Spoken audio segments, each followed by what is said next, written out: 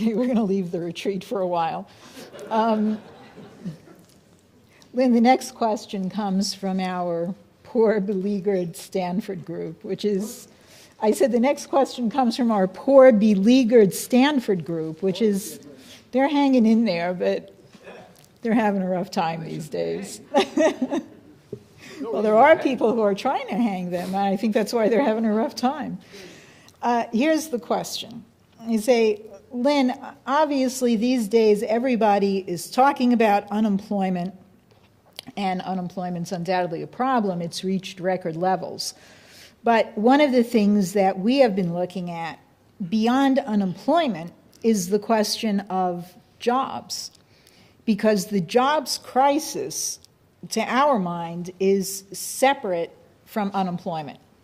And we want to just discuss what we've been up to and what your thinking is on this.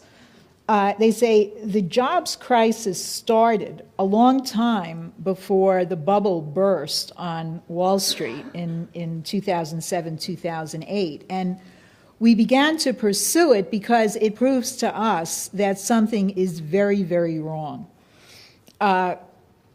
We put together a number of studies, including some studies that we were involved in back at the time that some of us were in Washington. And essentially, here's the picture that we have. From 2000 to 2008, what's referred to as GNP grew, paper. We also saw soaring corporate profit, also paper. Now, here's the rub. There was also relatively low unemployment. But when we then turn from unemployment to job creation, what we saw was that between 2000 and 2008, job creation was lower than during any period of growth since World War II. Then we came to 2008, and between 2008 and 2010, every job that had been created in the previous 8 years was wiped out. Now, even if the blowout of 2008 had not occurred, we would have entered 2010 with 15 million jobs less than every economist of every stripe says we should have had.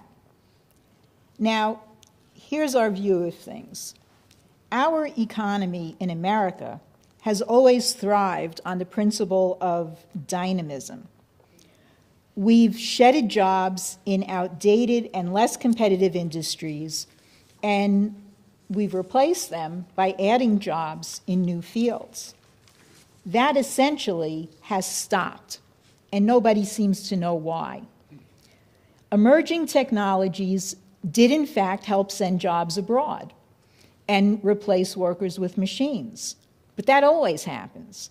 It should have also spawned domestic investment in innovative industries, but that never happened. There was no investment, and nobody can figure out why. Now, some of us, back in the late 90s, were involved in what was going on in Washington. And back when we were there, and we were part of this, we came up with a variety of studies that were essentially published by the Bureau of Labor Statistics that forecast that as businesses reap the gains of new trading markets, that they would most certainly invest in technologies that would boost American productivity. We forecast at the time that there would be a significant growth in high-tech jobs, but also that the manufacturing sector would rebound, and that technology and science would drive that turnaround, that factory workers would be working on cutting-edge electrical and communication products, on semiconductors, on satellites, on various things that were germane to the space industry, and also their offshoots like cable TV equipment, cell phones, etc. But the fact is, it didn't happen. None of it happened. The normal pattern of shipping off lower skilled jobs, reaping higher profits for industry, then leading to investment in higher value products that couldn't be made elsewhere but the United States, stopped. The pattern that we've always seen in America of laid off American workers then being reemployed in new innovative jobs stopped. None of it happened. In fact, the opposite occurred. And the question is why? Now, ultimately, our conclusion is that the answer to why this happened doesn't lie in the realm of economics, but that it is essentially a cultural question, because it really does go to the question of a commitment to the idea of progress. This is unfortunate because economic problems are easier to solve than cultural problems. We understand that what you will say is that NWAPA solves all of this, and probably you're right, it does. But we still want to know why this happened. We need an explanation for it, especially since some of us were involved in it. Would you share your thoughts with us? Well, it's easy. Use the wrong criteria. It's not the number of jobs or the so-called technology attached to his name that means anything. I've been measuring this thing all along, and I never made that mistake. I never had a problem because I used the right standard. What is required is the increase in the capital intensity and in the energy flux density of production. This depends upon things like basic infrastructure. Now, for example, if you flood the field of the United States with buses and take away the railway station, or if you fill up the tracks of the highways with trucks and don't take away railway systems, you're an idiot. So counting numbers of investments in things you call high-tech isn't worth anything. Because we destroyed the railway system. We went to a trucking system rather than a railway system, and a trucking system is inherently inefficient physically, except for short-term deliveries. But anything long-term movement of goods, rail and its things that generally is still, if you include magnetic levitation, is the most efficient. And then otherwise you have sometimes tubing systems, which are going to get one. You know, you can have potentially 1,000 mile an hour equivalent of a train moving through an evacuated tube.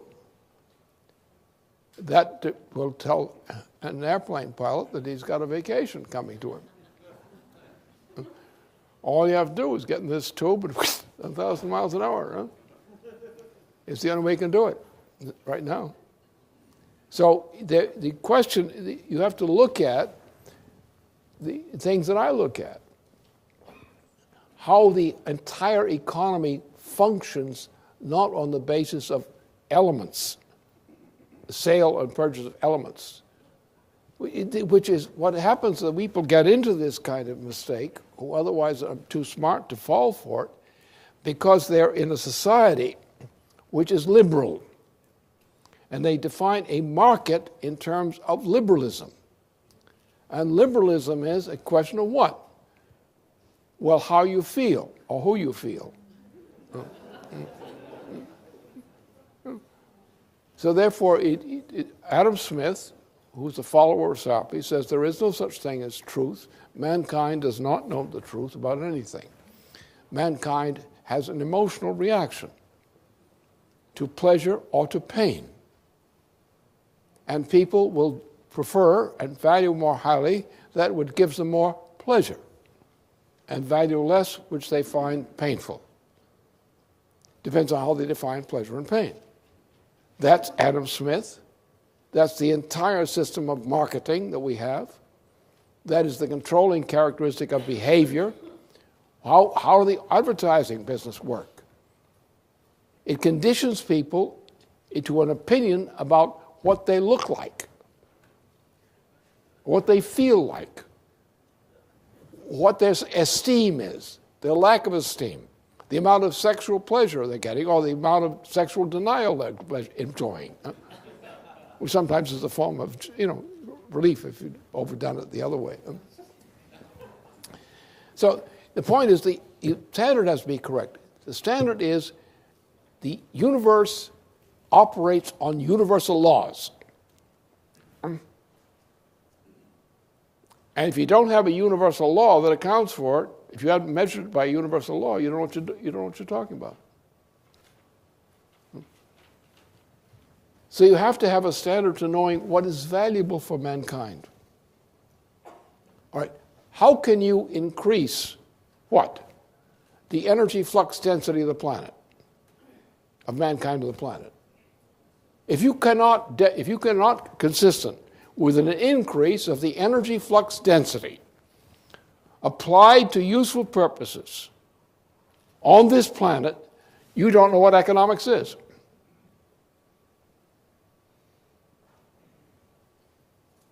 Therefore, these standards that you go by are pleasure standards. You have people who are buying more of this, buying more of that. What good is it? What does it do for the economy, for mankind? And therefore, the problem is the people assume that the equivalent of monetary value or pleasure pain, Adam Smith, for example, that's the standard. And if you tell them that this thingamajig is a new gimmick and they buy it, and you say the market has gone up for this and the production of this is increasing, you find the economy has collapsed. You find out what's going on, what our educational system, our university system, all these other things. We have been spending a great amount of money on things which have very little value or even negative value for the economy. We don't think. Go back to the time that Kennedy was assassinated. What was Kennedy doing? And what happened? Kennedy got us into the space program and was going with a machine tool design development program and was against the deindustrialization, which was already being launched then by Wall Street. Then they killed him. We spent a lot of money on a war in Indochina, from which we never really returned. We had a space program developed under the initiative of Kennedy, which was producing wonderful things. But by the time we launched the space program, especially the moon landing, we were already destroying the space program more rapidly than we were building it up. We had in our technology developed by NASA and similar relations in technology. We were getting, for every penny spent on the space program, we were getting 10 cents worth of increased productivity. What happened? The space program was being torn down already at the time the moon landing had occurred. So in other words, the point is we were talking about buying high technology things, or all categories we call good things, but they weren't good things. You didn't have a railway system. You had a trucking system. You damn fool you were. Again and again. So what happened is you had a cultural change in what was considered desirable. You had a cultural change in the choice of things you thought were good things to do, good objects to have. And all the time, as I was there on the job, I can tell you that from the time that Harry Truman took over the presidency we were in relative situation on the way down. What we had going into the 1960s, what we had is the residue of the inertial residue of the productivity we had developed under Franklin Roosevelt. And we were running the system down.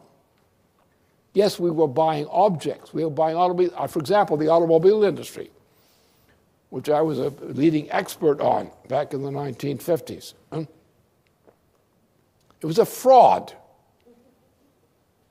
The whole industry was a fraud. It had not been a fraud originally, but it was turned into a fraud. Take the automobile industry. What was the automobile industry? Forget the automobiles. It wasn't just automobiles. It was called the automobile industry. What was it? It was the make anything, everything industry. It was the history of engineering. We made airplanes. We made things that people had never dreamed of before. Not just automobiles. We cut down on automobiles, private automobiles. You couldn't get one after 1942. Unless you had a special license, a special in someplace. We were running down with our old clunkers, and they weren't so good. We had the productive facilities. We have destroyed the productive facilities. We said it's the automobile industry. It wasn't the automobile industry, it was the problem that collapsed it. We collapsed a vast space. We destroyed the productive labor force of the United States, which was still left in the auto industry. You could have turned them around and produced almost anything. You want to produce railway systems? You want to produce aircraft systems? You want to produce anything? We had in the machine tool capabilities of the automobile industry and the related aircraft industry, we had the make everything anything industry still in terms of the machine tool skills of engineering and so forth, despite all the failures. We have been on the way down as an economy ever since Truman became president.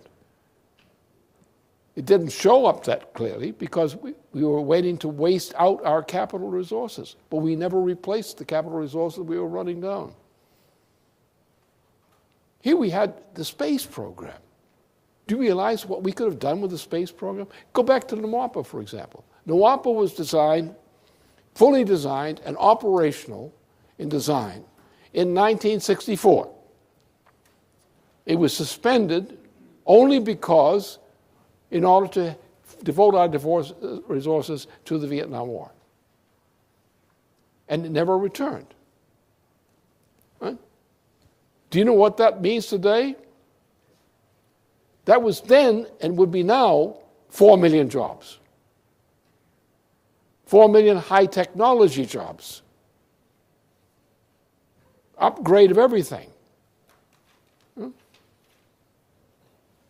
And then we destroyed it.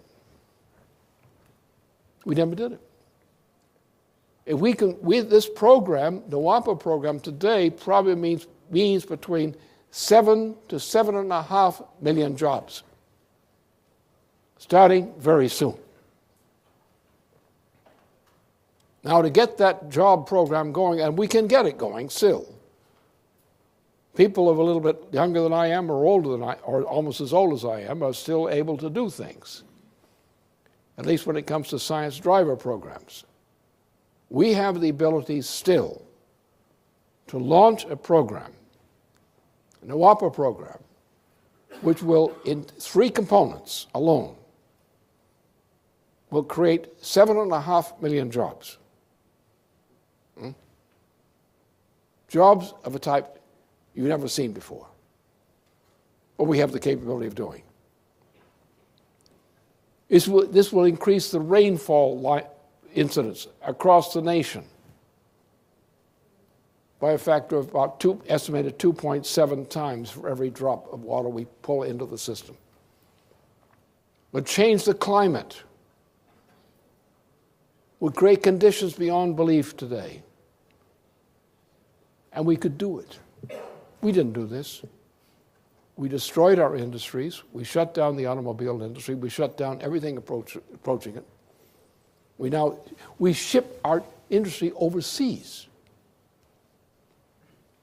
Our people here are left unproductive are left without the means to produce, to buy the things they need, to maintain the things that communities require.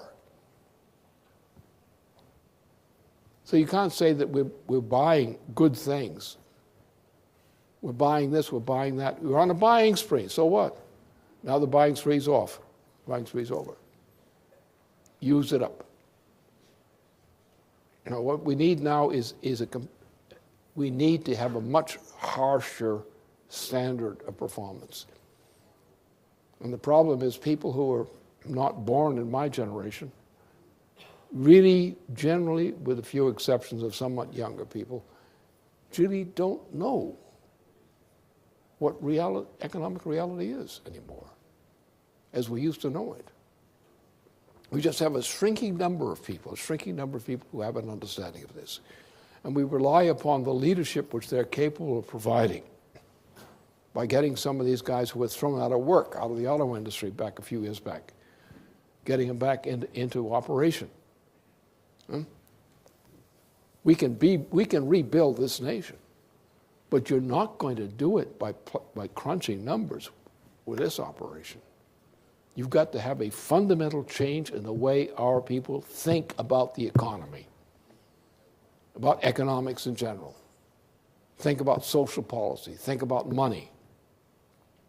I'm at my age here looking at the perspective obliteration of civilization, even with the kinds of things that some of these good Democrats think are sane. They don't know that what they're proposing, their attitude on this thing, is clinically insane. The world is going to hell, and nobody's stopping it, to speak of. You've got an effort in China to overcome this thing. You've got an effort in India, which is a little more laggard, to try to do this. In Europe, Europe is being self-destroyed. The United States is being self-destroyed. Central America, South America are being self-destroyed. Africa is being murdered. I don't see any improvements anyplace. And I was looking at all these figures back in the 60s and 70s, and I saw exactly the opposite. I was talking about really doom and gloom back then, and I was right, and these were wrong. And so therefore you should look at some of these figures you're using and realize what was systematically wrong with that method of thinking about value. And just ask yourself, were you thinking about Adam Smith's notion of value? Were you thinking in terms of Sapi's notion of value? Or were you thinking in terms of what I think of as science?